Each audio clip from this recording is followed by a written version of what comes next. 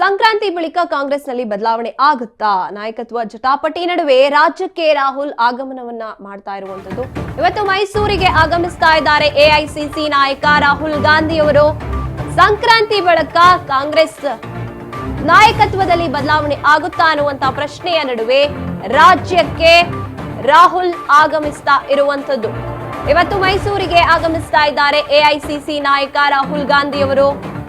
ಖಾಸಗಿ ಕಾರ್ಯಕ್ರಮದ ಹಿನ್ನೆಲೆ ರಾಜ್ಯಕ್ಕೆ ರಾಹುಲ್ ಗಾಂಧಿ ಆಗಮನವನ್ನ ಮಾಡ್ತಾ ಇರುವಂತದ್ದು. ಇನ್ನು ಊಟಿಯಲ್ಲಿ ನಡೀತಾ ಇರುವಂತಹ ಖಾಸಗಿ ಕಾರ್ಯಕ್ರಮಕ್ಕೆ ರಾಹುಲ್ ಗಾಂಧಿ ಭಾಗಿಯಾಗೋದಕ್ಕೆ ಬರ್ತಾ ಇದ್ದಾರೆ.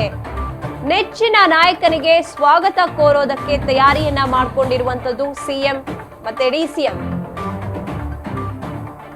ನಾಯಕತ್ವ ಜಟಾಪಟಿ ನಡುವೆ ರಾಹುಲ್ ಗಾಂಧಿ ಭೇಟಿ ನೀಡ್ತಾ ಇರುವಂತದ್ದು ಒಂದು ರೀತಿಯ ಕುತೂಹಲಕ್ಕೆ ಎಡೆ ಮಾಡಿಕೊಟ್ಟಿದೆ. ಇನ್ನು ಸಂಕ್ರಾಂತಿ ಬಳಿಕ ಕಾಂಗ್ರೆಸ್ನಲ್ಲಿ ಬದಲಾವಣೆ ಆಗುತ್ತಾ ಅನ್ನುವಂತ ಕುತೂಹಲ, ಅನುಮಾನ, ಪ್ರಶ್ನೆ ಎಲ್ಲವೂ ಒಟ್ಟೊಟ್ಟಿಗೆ ಇದೆ. ಅದರ ಮಧ್ಯೆ ನಾಯಕತ್ವ ಬದಲಾವಣೆಯ ಜಟಾಪಟಿ ನಡುವೆ ರಾಜ್ಯಕ್ಕೆ ರಾಹುಲ್ ಗಾಂಧಿ ಆಗಮಿಸ್ತಾ ಇರುವಂತದ್ದು. ಎಲ್ಲ ಒಂದ್ ಕಡೆ ನಾಯಕತ್ವ ಬದಲಾವಣೆ ವಿಚಾರ ಇನ್ನೂ ಕೂಡ ಕ್ವೆಶ್ಚನ್ ಮಾರ್ಕ್ ಆಗಿ ಉಳ್ಕೊಂಡಿದೆ. ಅದೇ ಸಂದರ್ಭದಲ್ಲಿ ಡಿಸಿಎಂ ಡಿಕೆಶಿ ಅವರು ದೆಹಲಿಗೆ ಹೋಗಿ ಹೈಕಮಾಂಡ್ ನ ಎಐಸಿಸಿ ನಾಯಕ ರಾಹುಲ್ ಗಾಂಧಿ ಅವರನ್ನ, ಮಲ್ಲಿಕಾರ್ಜುನ್ ಖರ್ಗೆ ಅವರನ್ನ, ಸೋನಿಯಾ ಗಾಂಧಿ ಅವರನ್ನ ಭೇಟಿ ಮಾಡಿ ತಮ್ಮ ಒಂದು ಕುರ್ಚಿಯ ವಿಚಾರ ಏನಿದೆ ಅಥವಾ ಕುರ್ಚಿಯ ಆಸೆ ಏನಿದೆ ಅದನ್ನ ಹೇಳ್ಕೊಂಡು ನಿರ್ಧಾರ ಏನು ಅಂತ ಅವರಿಂದ ತಿಳ್ಕೊಳ್ಳೋಣ ಅನ್ನೋ ಪ್ರಯತ್ನವನ್ನ ಮಾಡೋಕೆ ಮುಂದಾಗಿದ್ರು. ಅದೇ ಸಂದರ್ಭದಲ್ಲಿ ಯಾರು ನಿರ್ಧಾರದ ಒಂದು ಮುಂಚೂಣಿಯಲ್ಲಿ ಮೊದಲಿರ್ತಾರೆ ಅಂದ್ರೆ ಎಐಸಿಸಿ ನಾಯಕ ರಾಹುಲ್ ಗಾಂಧಿ ಅವರು, ಅವರೇ ಇವತ್ತು ಕರ್ನಾಟಕಕ್ಕೇನೆ ಬಂದಿರೋದು. ಅದರಲ್ಲೂ ಮೈಸೂರಿನಲ್ಲಿ ಇರುವಂತ ಊಟಿಯಲ್ಲಿ ಒಂದು ಕಾರ್ಯಕ್ರಮ ನಿಮಿತ್ತ ಅವರು ಬಂದಿರುವಂತದ್ದು. ಹಾಗಾಗಿ ಇಲ್ಲೇನಾದ್ರೂ ಆ ವಿಚಾರದ ಬಗ್ಗೆ ಪ್ರಸ್ತಾವನೆ ಆಗುತ್ತಾ, ಮಾತುಕತೆ ಆಗುತ್ತಾ? ಡಿಸಿಎಂ ಡಿಕೆಶಿ ಅವರು ಇರ್ತಾರೆ, ಎಲ್ಲಾ ಕಾಂಗ್ರೆಸ್ ಶಾಸಕರು ನಾಯಕರುಗಳು ಇರ್ತಾರೆ, ಡಿಸಿಎಂ ಡಿಕೆಶಿ ಅವರ ಪರವಾಗಿ ಇರುವವರು ಕೂಡ ಅಲ್ಲೇ ಇರ್ತಾರೆ.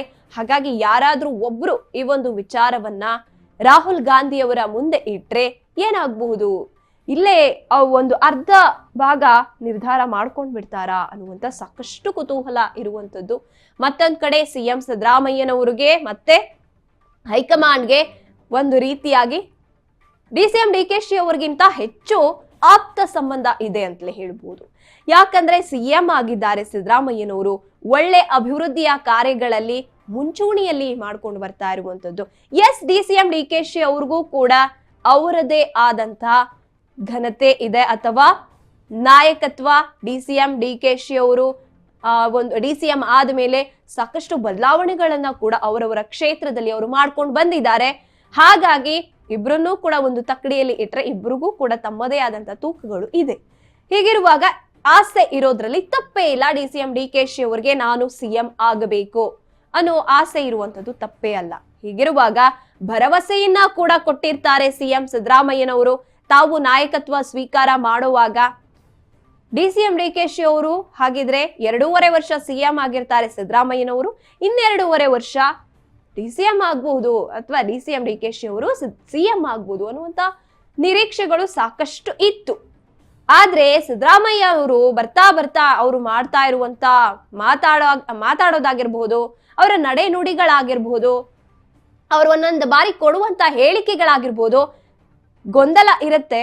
ಅಲ್ಲಿ ಮತ್ತೊಂದು ಗೊಂದಲವನ್ನ ಸೃಷ್ಟಿ ಮಾಡೋ ರೀತಿಯಾಗಿ ಇರುತ್ತೆ. ಒಂದ್ ಕಡೆ ಹೇಳ್ತಾರೆ ಹೈಕಮಾಂಡ್ ನನ್ ಪರವಾಗಿದೆ ಅಂತ, ಮತ್ತೊಂದ್ಸಲ ಹೇಳ್ತಾರೆ ನಾನೇ ಸಿಎಂ ಆಗಿರ್ತೀನಿ ಅಂತ, ಮತ್ತೊಂದ್ಸಲ ಹೇಳ್ತಾರೆ ಹೈಕಮಾಂಡ್ ನಿರ್ಧಾರ ಮಾಡುತ್ತೆ, ಇನ್ನು ಯಾರು ಅಂತ ಗೊತ್ತಿಲ್ಲ, ಹೈಕಮಾಂಡ್ ನಿರ್ಧಾರ ಮಾಡುತ್ತೆ ಬಿಡಿ ಅಂತಾರೆ. ಸೊ ಹೀಗಿರುವಾಗ ಸಾಕಷ್ಟು ಗೊಂದಲಗಳು ಹಾಗೇ ಇದೆ. ಈ ನಿಟ್ಟಿನಲ್ಲಿ ಡಿಸಿಎಂ ಡಿಕೆಶಿ ಅವರು ಕೂಡ ತಮ್ಮ ನಿಲುವನ್ನ ತಾವು ತಗೋತಾ ಇದ್ದಾರೆ. ನಾನು ಅದೇನೇ ಆಗ್ಲಿ ನನ್ನ ಪ್ರಯತ್ನವನ್ನ ನಾನು ಬಿಡೋದಿಲ್ಲ ಅಂತಿದ್ದಾರೆ.